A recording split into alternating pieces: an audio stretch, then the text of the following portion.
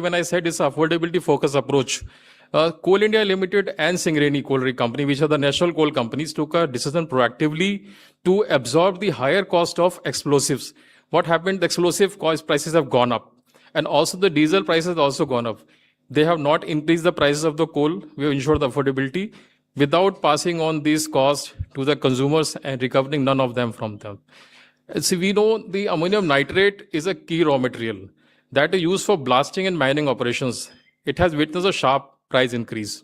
If you see of the numbers, the ammonium nitrate price has risen from almost 50,000 rupees per ton since March to 72,000 ton per of this ammonium nitrate. And this is an increase of almost 43%. Consequently, the price of the explosive also increased by 26%. That is almost to 49,000 from the earlier 40,000. And what happened, even after that, the price was high on the input side, we didn't increase anything. Over and above what Coal India did in the e-auction processes, they didn't increase the reserve price. Rather, they decreased the reserve price by a certain extent so that the affordability is still maintained. To further strengthen the government efforts, like government decided to support alternate fuels like kerosene and coal. So when coal was used by the small consumers like medium, small people, then what has to be done? We gave directions to the coal companies that they have to allocate higher quantities of coal to the state governments and also increase the quantity of coal in the e-auctions so that everybody is at ease and the supply chain is maintained uninterruptedly. So this has resulted into a optimized coal supply mechanism for the small, medium and other consumers. See, what happens as of now, coal is supplied to the small consumers through two mechanisms. Number one is the state nominated agencies, which basically raise their annual requirements to the coal companies. We allocate them. And also they take this coal through the e-auctions mechanism. So these two mechanisms actually optimize the entire chain for the coal supply. What I said to you that the e-auction frequency was increased. Normally in a month, the auctions done by the Coal India under the e-auction category, maybe say 15 to 20. We have been doing now almost 30 auctions. So almost like one auction per day was done to ensure availability of the coal. In the month of March, if I look at the numbers, we have offered around 32.53 million ton of coal, and amount that was offered, we could only see customers booking 13.32. So booking was only 40.94%, indicating there was a sufficient coal offered and a quantity available was adequate. In the month of April also, Coal India has planned 30 auctions, again almost one auction per day. And till date, we have done few auctions. We have offered quantity of around 3.2 million tons. And again, the booking has been the same zone. The booking is around 38.75%. So we are seeing almost like 40% coal gets booked every time under the e-auction. We also took the step to check the price rise because there have been cases reported to us. There has been price rise or maybe some cases of holding the coal. We wrote to the state governments. We requested for the demands of the coal at their end. And also we alerted them to take care of any profiteering instances in the state governments and ensure fair distribution. And what happened for the state governments, we ensured monitoring also whether despite the situation we are offering coal, whether the offtake is there or not. So the coal companies are monitoring this on daily basis. We have seen there is a progress. The monitoring is there. The coal offtake is there. But at the same time, the amount of coal that we offered, like it happened in the case of e-auctions, here also offtake is around 15% only. Last year, that is year 25-26, we had offered around 1.258 million ton. The offtake is around 0.179, which is again 14%. And for the year 25-26, the coal allocation is supposed to lapse by 31st March. But we took again a proactive step. We have permitted them to offtake this coal by another 90 days so that they can now offtake this coal for up to June 26. For the second year coming 26-27, we have offered another 1.5 million ton. So that also they can offtake. So we have ensured adequate amount of coal for state nodal agencies also. Totality, what we have done, we ensured basically a focused approach on the buffer across the coal supply chain. As of now, if we see, we have sufficient coal stocks available in the country at mines, power plants, ports and transit. which can be made available to the consumers at a very short notice. We have Indian Railways with us for helping in this transportation. The coal stock as of now at the power plant is around 55 million tons as of yesterday, which is adequate for 24 days of uninterrupted power generation based on the average consumption of last 7 days. So we have absolutely no deficit on the power generation side. Further, if we see the stock is there, people think that there is a coal only lasting for 24 days. That is not the case. It will last for 24 only days when coal supply is totally stopped. There is no deficit on daily basis. We are producing coal at the pace matching with the consumption levels. There is no deficit as of on daily basis. And this is support is always there for offtake by the Indian Railways. In addition to the stocks at the power plants, we also have stock at mine end. The Coal India mines, the captive mines, Singareni mines, this is almost like 170 million tons. So totality, we have almost 220 million tons of coal available in the country, and there is a continuous mining. There is absolutely no shortage of coal. So in nutshell, with the strong support of railways and comfortable coal stock at the mines, the thermal power plants in the coal sector are fully equipped to meet the nation's energy needs. Thank you. Thank you, Sanjeev ji. Over to Sujata now for Petroleum Ministry updates. नमस्कार। देश में LPG, petrol, diesel पर्याप्त मात्रा में उपलब्ध है और normal supply हो रही है। जैसा कि आप जानते हैं कि वॉर के चलते एलपीजी सप्लाईज अफेक्ट हुई थी, जिसके चलते घरेलू उपभोक्ताओं को प्रायोरिटाइज किया गया और घरेलू उपभोक्ताओं को 100% सप्लाई इंश्योर करने के लिए कमर्शियल एलपीजी की सप्लाई को रेगुलेट किया गया। परंतु जब यह किया गया तो उसके साथ एडिशनल ऑप्शंस भी उपभोक्ताओं को उपलब्ध कराए गए, जैसे कोल और कैरोसिन। इसके साथ साथ जो पीएनजी कनेक्शंस हैं उसको भी एक्सपैंड करने की कोशिश की गई और इसके साथ ही कैलिब्रेटेड मैनर में कमर्शियल एलपीजी की सप्लाई को भी इंक्रीज किया गया।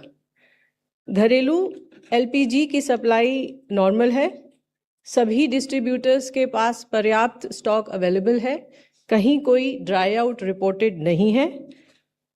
लगभग 95% बुकिंग ऑनलाइन हो रही है और लगभग 91% रिफिल की डिलीवरी डीएसी कोड के साथ हो रही है और ये 91% जो फिगर है वो ये इंश्योर करता है कि डाइवर्जन न हो। कमर्शियल एलपीजी के संबंध में मैं आपको बताना चाहूँगी कि 12 मार्च से पहले कमर्शियल एलपीजी की सप्लाई को बंद किया गया था, लेकिन 12 मार्च को 20% सप्लाई को स्टार्ट किया गया और इसमें हॉस्पिटल और एजुकेशनल इंस्टीट्यूशंस को प्रायोरिटाइज किया गया।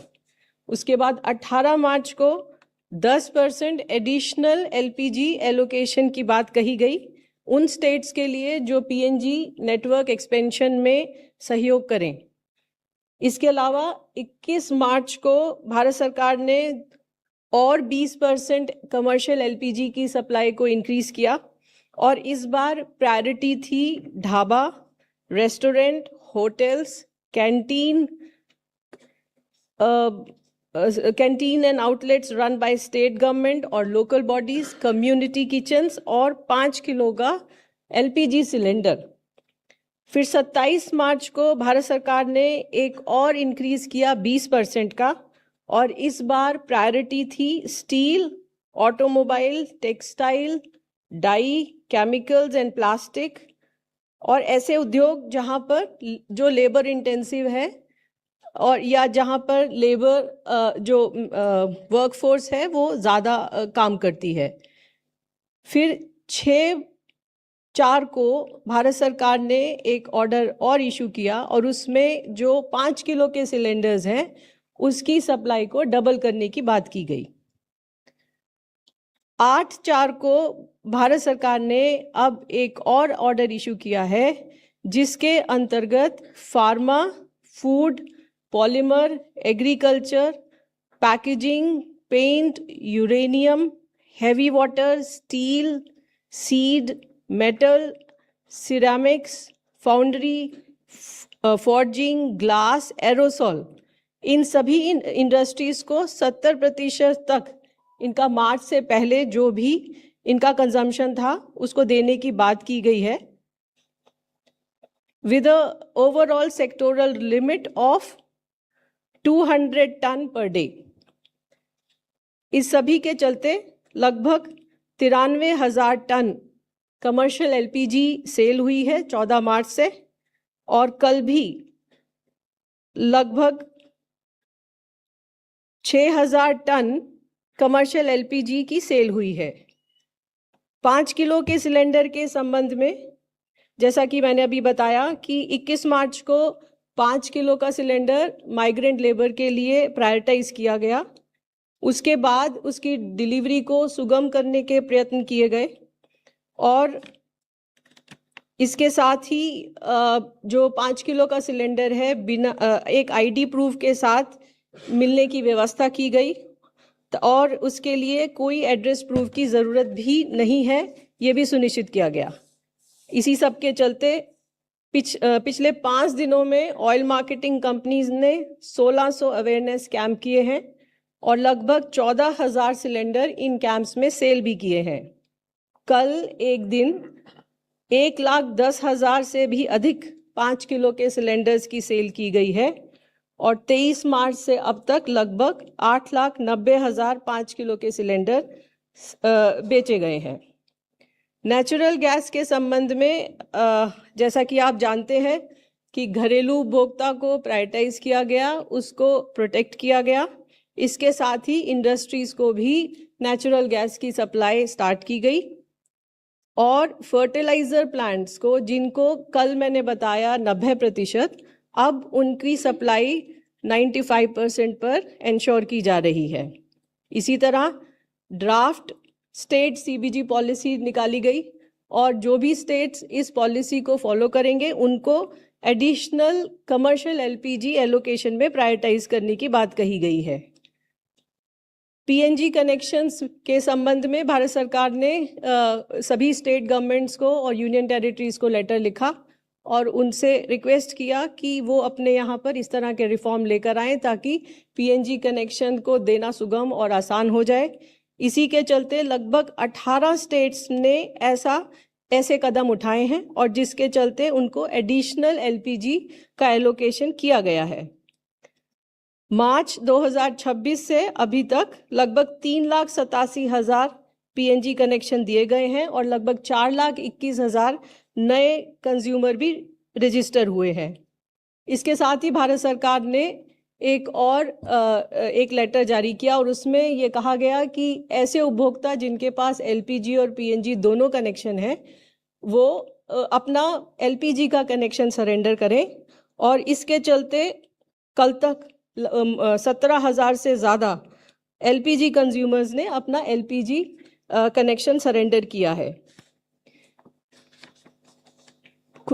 पेट्रोल और डीजल की सप्लाई जैसे मैंने आपको बताया सामान्य है, कहीं पर कोई ड्राई आउट रिपोर्टेड नहीं है। हमारी रिफाइनरीज ऑप्टिमम कैपेसिटी पर, मैक्सिमम कैपेसिटी पर ऑपरेट हो रही हैं, और हमारी क्रूड इन्वेंट्रीज भी सफिशिएंट हैं। इससे पहले मैंने आपको बताया था कि भारत सरकार ने एक ऑर्डर इशू किया एसेंशियल कमोडिटीज़ एक्ट के अंतर्गत, और जिसमें सभी रिफाइनरीज को ये आदेश दिया गया कि C3 और C4 मॉलिक्यूल्स को एलपीजी पूल के अंदर ट्रांसफ़र करें।